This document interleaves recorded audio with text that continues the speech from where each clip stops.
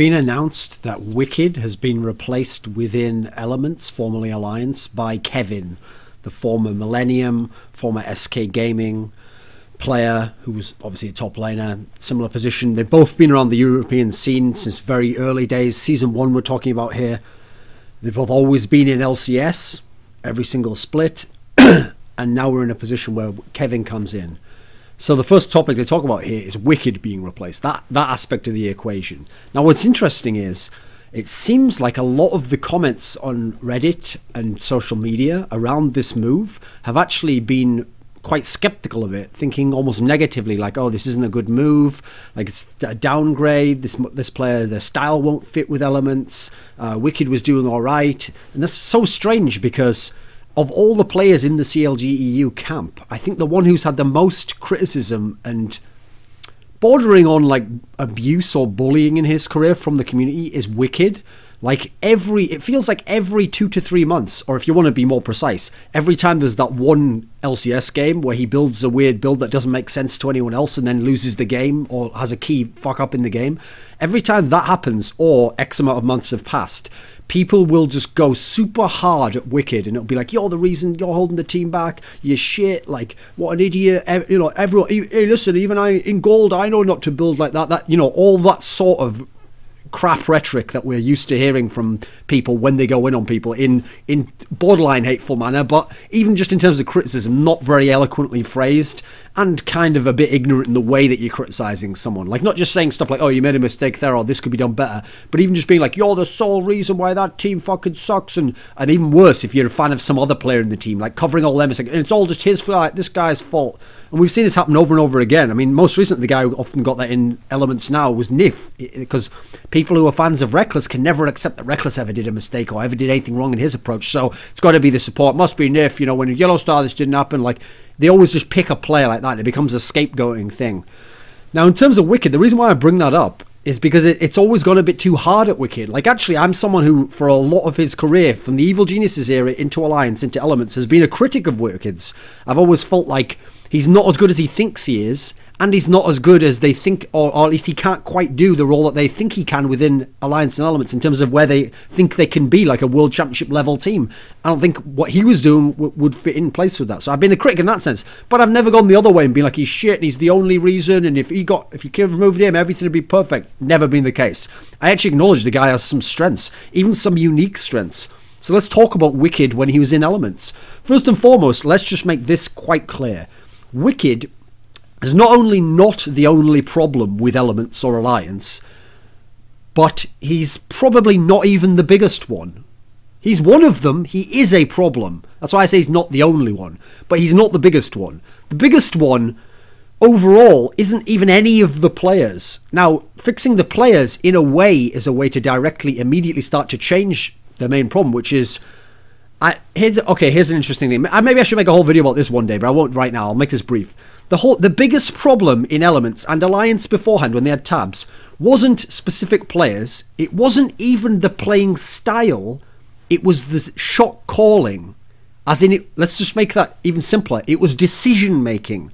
They made poor decisions repeatedly throughout the games. And a lot of the time, when they would make these bad decisions later on, it wasn't that they made passive choices, like they decided, right, in this situation we're going to play passively and safely and make them make a mistake, and we're just going to kind of like make the defensive decision here and make them come into us, and then they will fight on our terms here, and we won't be aggressive here. That's been the way that people have misphrased it. One of the big problems in esports, this is where I actually feel like I have a strength and I can contribute something to the community. It's not that I'm super insightful and know all the details, or even know the in-game mechanical stuff, or have some eye for what's going on in terms of analysis that great people don't. There's some people who have obviously some of the great analysts in the game have way better analytical skills than me in terms of actual, like, telling you why this happened. But what I'm quite good at doing is knowing, first of all, how to actually set up the question that you want to ask, so then you can find the right answer, not making it too vague or making it so that you've got an unnecessary word, or you haven't unpacked this so you really know what you're actually asking, so you don't come to the wrong conclusion. But then also being able to look at an aspect of the way you phrase the answer is how it will be taken. So when people say about Alliance, like in terms of their playing style, oh, they're too passive, what they actually really mean by that if you think about it, is not that they play safe and they play for the late game and they play late. Because remember, there've been some amazing late game teams in the history of League of Legends. CLG won because they could play to the late game, not take chances, but then they'd have all these items on the really good team that knew how to fight late game and had better team fighting late game than nearly all the other teams in Europe except Moscow 5. So that was to their advantage to play that style. It was a better style for them than gambling early.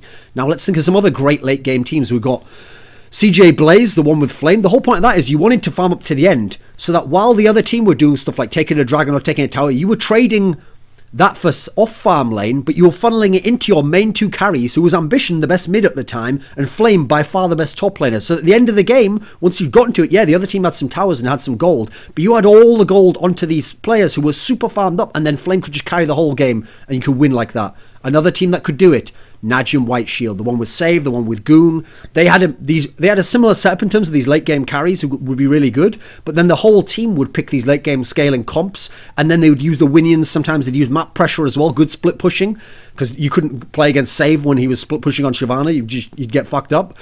So these teams had a passive style, yet they were very successful with it. Now, they weren't the best team in the world, but they were elite level teams within their region and within the world at certain points in time. We're talking top 4 teams in the world at certain points in time. With this style, it was effective, it was efficient, it worked. It's not that passive play is wrong, it's that indecisive play is wrong. That's why I point out that shot calling is the main problem in Elements and Alliance. It's not shot calling in terms of like, right, we have. I mean, it would never be like this anyway. But let's imagine a world where there's only 2 choices. Well, let's imagine a world, okay, where there's 2 choices each time, at least to the player. There isn't really. There's a wide variety of things you can do, and different teams make different choices each time. But let's imagine you only had 2 choices. One is an aggressive choice. This is as a team. One is a defensive choice as a team. So, unfortunately, people relabel defensive as passive, and then passive becomes something negative. Whereas defense is a legitimate strategy that can win games and will always exist in counterbalance to offense. No matter how strong offense gets, there'll be a defensive style within every metagame that can counteract it or find success against certain types of offense and punish certain types of offense. Now, let's make those 2 things. I'll make it passive just for the sake of that being the terms. We've got aggressive and passive. So in each shot calling decision, you can either choose the aggressive thing, like let's choose to make a fight now. I want to create something there. I think they're going to do this. We'll take a gamble here, or let's try and get ahead now and get an advantage at this point, knowing that later on maybe it'll be a more difficult scenario to engage on a fight or get this particular objective. Or we can go the defensive route, passive in this particular sense. Like, we won't take this fight here. It's the wrong time to do that. Like, back off. Or instead what we'll do now is we'll just let them take that and we'll go trade it for a tower here, something like that. These are defensive, passive options compared to the aggressive ones. The problem in Alliance and Elements is not that they choose the defensive, passive one, and that's their philosophy and they're trying to see it through like these great teams of old who had more passive styles and had a strategy and rationale and philosophy behind why they would make why they would make the passive defensive choice, which was building into their end goal win condition strategy, which was the whole focus of the team was built around. That's why they picked the late scaling compositions, because they knew they were going to go into that position. That's why they would then make the small choices that made sense for that. That's not what Elements and Alliance do. What Elements and Alliance do is they get into this world. Remember, this is just to give the example where they've only got the choice between the aggressive and the passive. Now, when they get into that world, what they will repeatedly do, unless so far ahead that they sort of can't lose and the choice is made for them, like, well, there's no problem here. You can just take this fight. We can have this battle here. And if they engage us, whatever, just do whatever. Unless they're so far ahead that the decisions are sort of made for them by the fact it's almost unlosable, what they'll do is they won't take the aggressive choice. They won't take the defensive choice. They won't commit to either. They won't commit to taking a fight here and knowing how we're going to fight and what our goals are, and in general, why is our rationale that we would take fights in this scenario? What is the overall bigger picture we're building towards? And if that fits together, then we know when to take fights, and we can even watch game film and break down, right, we should have taken the fight there. Next time we'll try and take that shot caller, bear that in mind. Because they're not doing that. They don't commit to that. They also don't commit to passive play. They don't commit to the defensive option. They don't say, right, this is the wrong fight for us. Back away, or you know what, let them have that particular objective, and rather than fight them for it, we'll go and take this other one here, or we'll take something else on the map, or we'll play from behind in that, knowing that this deficit exists there because we think we're going to get a more favourable option later. What they'll do instead is they'll choose neither. They'll get stuck in a no man's land between, where you see this go through the history of Alliance into Elements, and it's just constantly people just like hovering, alliance players hovering outside where a team fight could happen. Like they're at the bottom of the river and the other team's near dragon, gesturing that they're going to go and fight for the dragon. They'll like come in. Move back, guys. And then they'll go back. But rather than go, right, well, we're not going to take this fight, so move back away. Or we'll just stay here to try and block them from the fight, but we don't want to fight. Rather than make these decisions, they'll start moving in again. Like, right, you ready? Move in. And then they're waiting for like, should we do the fight now? Should we do the fight? No, back.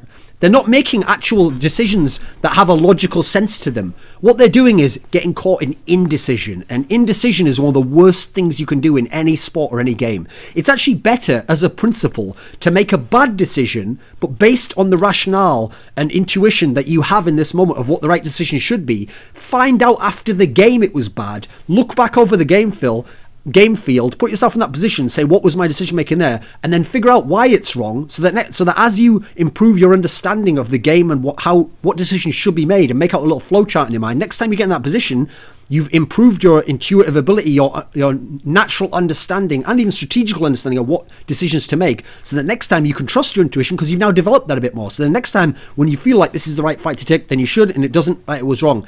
But you can fix that after the fact if you commit to a choice. If you don't commit to a choice, all that's going to happen is you're going to get put in that same scenario again, and you can go either way this time. Oh, well, I'm quite committed. Oh, I'll do it this one time. Oh, no, I won't do this. There's no rationale. There's no real decision-making going on there. That's not shot calling at that point in time. You may as well be flipping a coin at that moment in time.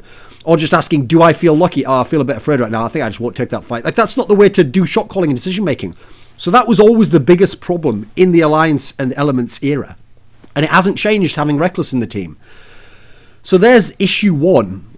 Is that it's not passive play that's their problem, it's indecisive play.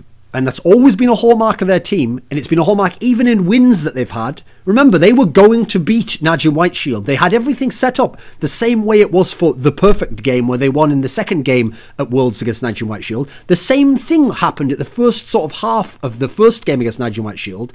Everything was set up to win, and then indecision cost them. That's what allowed these opportunities that Najim Whiteshield took advantage of and bullied them and beat them out of it. They even almost started to venture into that territory in the second game, which is the perfect game. They had like a sort of 5 minutes, so if they hadn't have closed it at that point, it was getting to the realm where it's like you'd be about to throw this one again. Now, the reason why I bring that up in general is to make the key point, even though it seems like a digression, that Wickd wasn't the only problem. Like, removing him isn't going to fix everything. But at the same time, it's not that replacing him with kev1n and him being a passive player and all the things that people are saying is also going to be a problem that's going to be a cause and hold them back. It doesn't address anything. Because I think in some way it does. So, still on the topic of Elements, I'll quickly go over the other problems in Elements. Coaching has always been an issue in Elements. They had some coaching before, the year before, but I don't really understand what the end goal of it was. They had a style, but it wasn't a very good style because, like I've said, it wasn't based on solid shot calling. It didn't have good decision making. As far as I can tell, they just shored up, put band-aids over a lot of their problems and just said, right, well, we'll just try and play this indecisive game and just everyone do well in your lane. And then every now and then Shook have a good game. Every now and then Wickd have a good game. The rest of us just play solid and safe. And then because we're playing a lot of teams who make a lot of mistakes, we'll be fine at this point. But then when you get to the international level where people make less mistakes, that didn't work as much anymore. And it was kind of exposed a bit. And every time they ever faced teams who had really good shot calling, Cloud9 a good example, obviously. That's why Cloud9, who were a less skilled team, man for man, were like a counter to Alliance overall. Because Cloud9's a team where they have really good shot calling. So when you're indecisive, they're decisive and make a call, whether that's a defensive or an aggressive one, because they can go between. That's what always made Cloud9 great at playing from behind and with a lead. So now, what are the other problems? Yes, coaching overall. Well, yeah, we're talking about overall decision making here, not just strategy and approach. Secondly, how Reckless is being used. In Reckless's case, it's also the fact that it's not just that he's playing defensively. In his particular case, I do think he plays overly defensive, as in, if here's the world that Reckless's style works in, because it was in Fnatic and it worked not that bad there. If he's the third threat, if your main threat's Xpeke, this really explosive burst mid laner playing assassins, and then your top laner is the threat as well. He likes to play 1v1 champions. He likes to play champions that can do damage. He's not just going to play a tank and TP into the fight and zone people off. If you have these two threats and they synergize amazingly, so they're going to do a lot of damage and be focal points in the fight, then Reckless can be like the hybrid half star, half carry, if you want to go like Dota style term, half carry, halfway between a supportive player and a carry player. he can be that half carry and just be a bit more defensive and just do some damage and just contribute, and he can win games. In Alliance/Elements, Reckless has to be the second best player at least. I mean, it's Froggen's team, so we're assuming he's the focal point, he's the main aspect. So that means Reckless at least has to be the second carry, the second star. And the way he's playing his style at the moment isn't conducive to being able to have enough game impact to do that. I mean, just as his fucking role, attack, damage, carry, he's not carrying teamfights with damage by doing attacks. He's failing at that very structure of his thing. If you're actually going to be a key player in that role, if you're going to be the best AP mid lane player, then you can't just play super safe in terms of like you never get any items and you're just the supportive guy who's outside the fight, never getting in there doing anything. That's not the way Froggen plays. In the fights, he's fucking making plays all over the place. He's doing all the damage he can do. He's very efficient in that particular sense. That's why in the early alliance he was like 1v9ing at times. Now going beyond that, aside from Reckless and the fact that, first of all, he doesn't seem to be playing his role ideally, efficiently, getting a lot out of it, but the team doesn't seem to have that many issues. Like, they don't seem to be getting him in line with it or making sure that he knows what his particular role is within their bigger picture. And that's a coaching issue, by the way. That's where coaches should be coming in and having some say here. There was a thing where recently, and by the way, that's one of the things about the shot calling thing. Like I said, you make the decisions and then after the game you figure out if it was wrong. Well, in the AMA that Wickd just did, he said that Elements had watched less than 5 replays all of this LCS. That is fucking, that's unreal. Because the greatest players of all time in the NFL, in the NBA, are addicted, obsessed with watching game film of themselves and opponents. As in, they'll watch their own games back, watch every detail of it, stop it, rewind it, what did I do there, could I have done something differently, play that out, what would the knock-on effect of that be? Maybe that seemed like the wrong decision there, but it was the right one, it just didn't work out the way I could, in which case I'll make that decision again. No, it was the wrong one, even though maybe sometimes it worked out, in which case I shouldn't make that again. So, here's a great story, okay? There's an interview recently with Kobe Bryant where he was a great player, he was very dedicated and very driven. So he used to watch game film back and just watch when he got the ball and what he did with it, right? That's all he'd watch. And he would fast forward through, get to that. Then he got involved with this guy, Tex Winter, who came in as an assistant coach to Phil Jackson. And Tex Winter is a guy who's like a student. He's like a guru of basketball. Tex Winter said, like, come and watch some games with me. So they were watching together. And Tex Winter's like, right. Like, Kobe Bryant's like, all right, let's just skip to my teachers. He's like, no. Start at the beginning. And they watched the whole game from beginning to end and rewound it at certain parts. So it took ages. It was incredibly monotonous. But what Kobe Bryant learned from this process was to see the game holistically, to see every aspect, to see how something that wasn't connected to you eventually does come into what you're doing, to break down every little detail, to ask at every point, to use the razor of intellect to look and see, does this make sense? How does this fit into a larger picture of things? What is the accomplishment going on here? How can you put someone in a position where later on their decision then will play into what you do? He broke down every aspect of the game like this. This is what the greatest players of all time are like. This is what they always say. People always like boast about Peyton Manning, that supposedly he's like watched every footage of every single throw he's ever given like 500 times. He's watched every opponent, all the video you can get on them on what they're going to play, what calls they're going to play, how they attack the offense, all that sort of stuff. He's gone so in depth that the idea is he plays the game and listen, if he wins, fair enough. We all applaud him. But if he loses, he never has to feel like, oh, I could have done more, or I could have done this, or, well, I didn't know whether that was the right decision in the moment. He knows that he's as well prepared as he can get. He's done everything he can do. Alliance or Elements clearly isn't doing that. And the idea they've only watched 5 in a whole season. First of all, who are those 5 replays? Of your own team? Well, that's not enough. You play more than 5 games. That's ridiculous. What about the opposing team? Are you even watching games of these guys? Trying to figure out things that they do that are tendencies, not just that they did in this one game, but that they will make that decision next time. So then you can feed that into your shot calling. That's information, data from which you can make assessments and judges and find patterns. Apparently you guys aren't doing that because you played more than 5 games, so you can't be watching only 5 replays of the opponents. So they're not doing that. That's a bit of a rant about Elements. Let's go beyond that. Now let's talk about Wickd in Elements. Now Wickd did have problems in Elements. Here's why he was one of the... I've always said of all the players in Elements, if it was up to me, yeah, who would I have replaced? Yeah, the problem is they all have their fatal flaws, except Froggen, and I thought Tabs was one of the better ones. So I think those are the only 2 I wasn't that sure about. And Tabs' problems were all outside of the game. So it's not to me, that's less of an issue. I can fix those. In terms of in-game players, I will say Wickd was one of the more on the chopping block ones where if I had a choice of a certain player, I might remove him. So his problems were, well, first of all, his attitude. He just seems stubborn, and he seems like he always thinks he knows best in a scenario.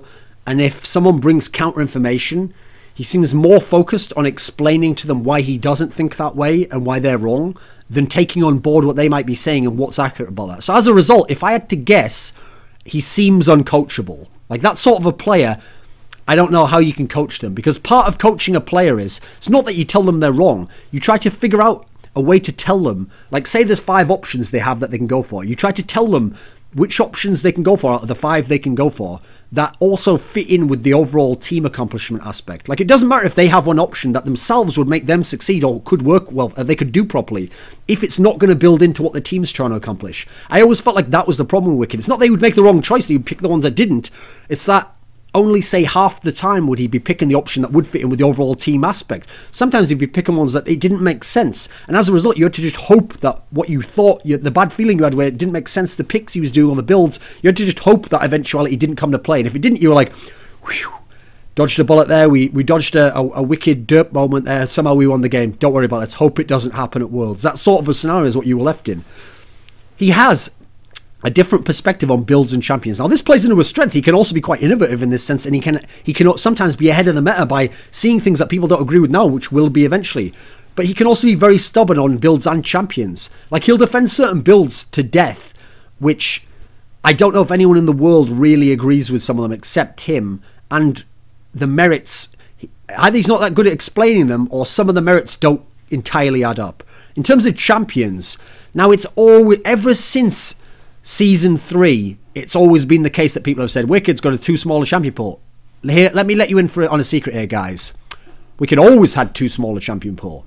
But wait a minute, in Season 1 he was the best champion, right? Are we really going to talk about champion pool in Season 1 where people were playing like 1 billion champions and there wasn't the same sort of meta or understanding of pick ban and how to scout and what to do there? In Season 2, Aurelia was in her prime, so he didn't have to go to the rest of the champion pool a lot of the time. If he could get that, he'd go for it. If he could get these certain champions he loved, he'd just play them and he'd be dominant on them. And he had Frog on his team who was getting a lot of target bans. So in this particular scenario, and AD carry's broken, so every now and then they'll throw in a ban towards a yellow peach champion. In this world, he didn't have to have a larger champion pool. It never got shown up, and there weren't as many good top laners, and so this wasn't a problem. But the same issues of not having as wide a champion pool existed then as exist in Season 3 with Evil Geniuses, Season 4 Alliance, now Season 5 with Elements. When he even came on Alliance, part of the reason why I thought they shouldn't have picked him up, and they could have gone with kev1n or another name, is because of this very fact that he was the guy where, when he was brought on, I remember there was like some comment from Froggen where he said something along the lines of like, oh, I had a discussion with Wickd and like, you know, he agreed that he would learn more champions and he said, I said to him, if you come on board, you know, you got to be a bit more open in that sense. And he was like, yep, I promise I'll learn all the champions. And did he? Not really. I mean, the guy still had the same stubborn streak, would still force champions to make them work that they didn't, but because he's a good player and has skills, the worst thing is he could sometimes make it work like 1 out of 3 times. Therefore, that became his merit for like, well, if I'd done that every time, it's like that wouldn't happen every time. That was the outlier that you meant. The fact that you're good enough to make it work is like if Doublelift mispositioned but killed a person there, was like, well, that must have been the correct positioning. It's like, no, you mispositioned, you're just so good you made it work. That's a ridiculous rationale. The best player in the world would get your skills and figure out what good positioning was, add the two together, then he's the best in the world. Because otherwise, when you misposition and you have a lot of skill disparity against that guy, that works at a low level.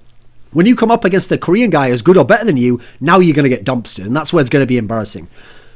You can see his kind of stubbornness. Believe it or not, this will be a weird one. In terms of the players he always tells you are the best at top lane.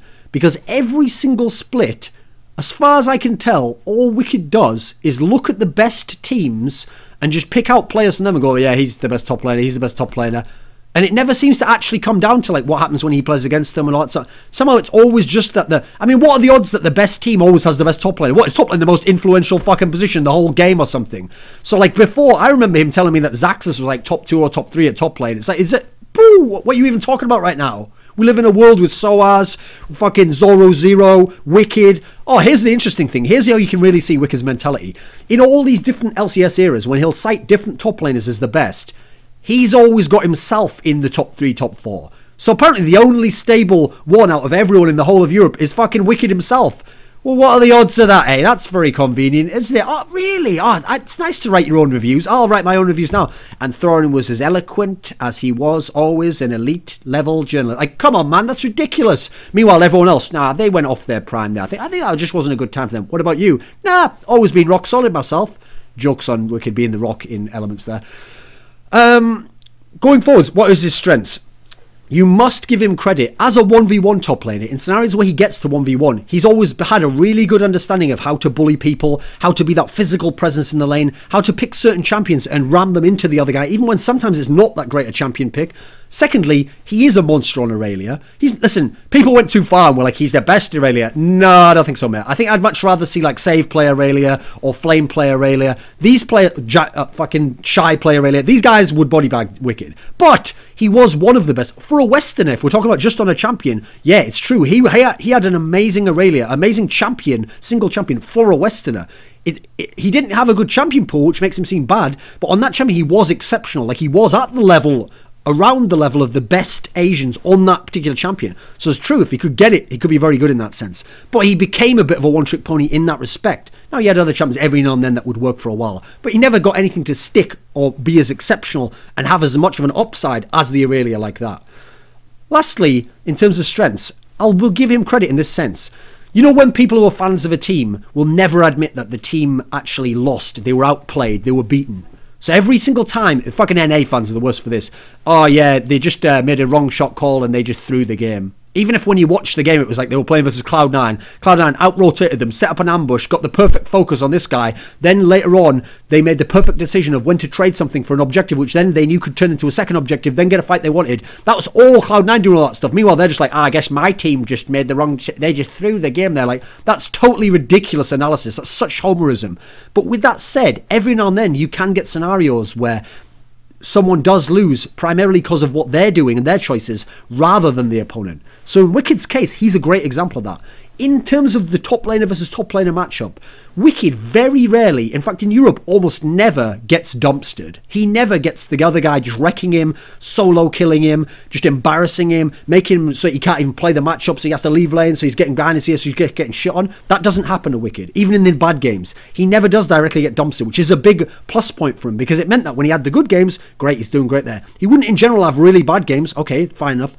His problem was, sometimes he would end up looking like that, because he'd make really fucked up decisions, like come back to lane with like an item that just doesn't make any sense at this next 10 minutes, which is then when he'd get dove and when he'd then get fought, or he'd have an item where it'd be really good in a team fight in like 20 minutes, but they're about to force us to team fight continually around the map in the next 5 minutes, and you have a choice to either come and be like less impactful or not come. Like, these are the sort of scenarios Wickd would put himself into, and so he actually was directly accountable for a lot of his problems in the games he would have bad games actually.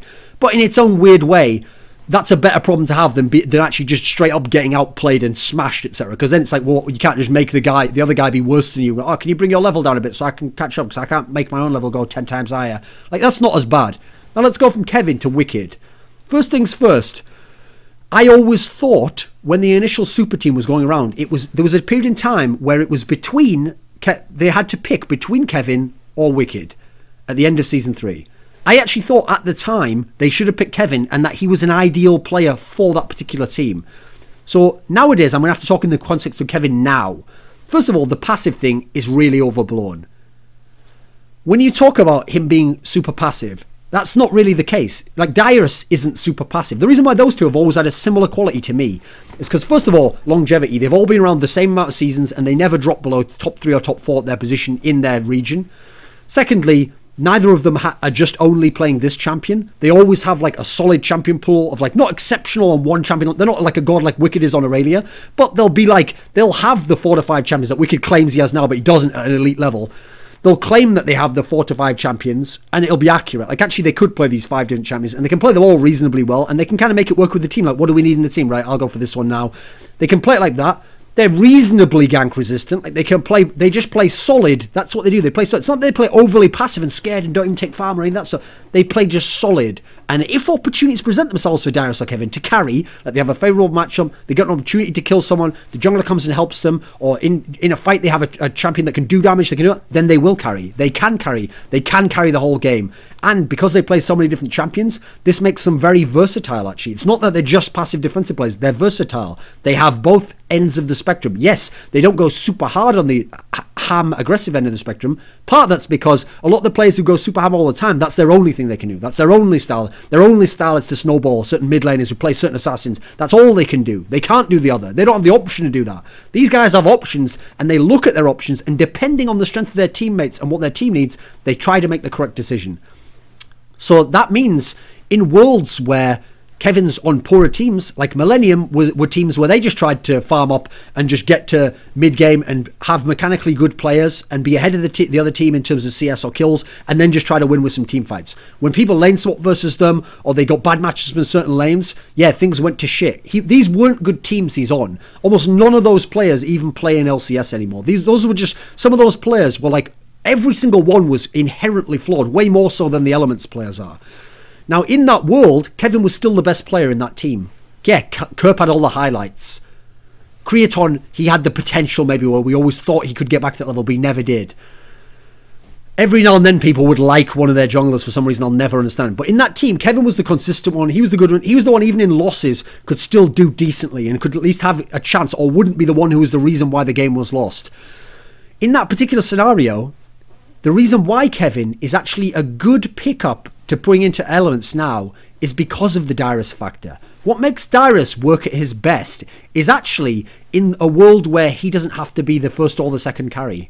When he's the half carry and he can be the hybrid support style player, like just play safe, just play even, have a contribution later and play a champion that works in the team comp, he can do that. When you're given an option to have a certain laner champion, and this is favourable for the team comp as well, now I have a chance to carry. He's the hybrid carry support. Now that's what kev1n can be and should be in this Elements team, because their stars is Froggen mid laner and Reckless the AD carry. Those are the two stars. This is the same as fucking TSM. You got Bjergsen the mid laner and Wild Turtle the AD carry. These are supposed to be their stars. Now, whether or not the AD carry in both teams playing their role, we can have a debate about that. But these are supposed to be the carry roles. These are the roles that the team is built around, the comps are built around. The top laner is an afterthought, but an important one, because if he can be great at what they ask him to do and do that exactly as much as he wants, then the others are free to carry. He's setting them up to carry the game. He's doing what he needs to do, and then like he'll zone off if he plays a defensive champion as a tank, and then they'll do their damage. If they don't do their damage, it's not his fault the fight was lost. That's what kev1n can do in this team. The whole passive thing's overblown. Sometimes he plays defensively, he can play aggressively too. They already have these carries. He's not entirely just a defensive supportive style top laner. He's a hybrid between them. I know this because I've seen him do it in the past. He's done it in some games from Millennium when he got like Aurelia, etc. And then secondly, back in Season 2, he used to be the best player on SK. It wasn't Ocelot. Ocelot was the streaky guy who would have a game where he got on fire and everything went well and he snowballed it. kev1n was the best player. He was solid. He would outplay people like Wickd. There was these two series in Season 2, okay? It was in the semi-finals of ECC Poland, and then right after that in the semi-finals of regionals, where SK Gaming played CLGEU. Now in the ECC Poland one, they lost 2-1. kev1n was the MVP of that whole series. He was carrying on like Gangplank. Then you go to the regionals finals, same thing again. He has one game where he ultra carries on Gangplank. He's the best player in that. He sets up the aspect where then when Ocelot has those amazing plays around Baron with Orianna, that just pushes them over the top and they're unbeatable. Then you add in Aranea stealing blue from them and they're making these jungle plays. Add all that together and that's how CLG barely lost when CLG barely won rather, when kev1n was playing great and everyone else didn't do that. Then you add in everyone doing all that stuff. And in that team, he was like the second carry, or you could say the carry because he could play carry top lanes again. Add that in, and now they dumpstered CLG U2-0. It wasn't just that they beat him, they dumpstered them. Yet kev1n was playing just as good both times. That's the thing about him. He's very consistent, win or lose, in terms of the decision-making, champions he'll play, and what he's going to do within the team. I've already mentioned that I didn't think Millennium was a good team. He's a very meta-resistant player, like I mentioned before. It's not that he's known for one champion, but he's also not known for like lacking a champion pool. Yeah, he's lost a lot of games in Millennium. Let's stop using fucking win rate as to whether someone's good or a champion. When I do it on the Amazing example, I do it there because it's such a disparity in terms of his team was winning a lot of games and teams that were winning less games, they had more wins on champions that weren't these ones in the meta. In this particular case, it's not as fair to go, well, he lost those games, so he must have been bad on that champion. You have to watch the fucking game to see what he's like. If you watch the game, mate, go ahead. Now then, another thing.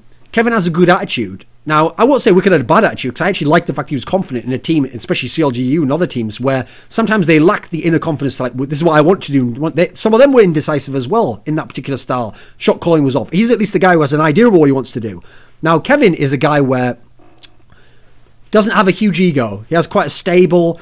He's a very German sort of guy. He's like a NIF sort of guy, but not quite that quiet, etc. But just a quiet...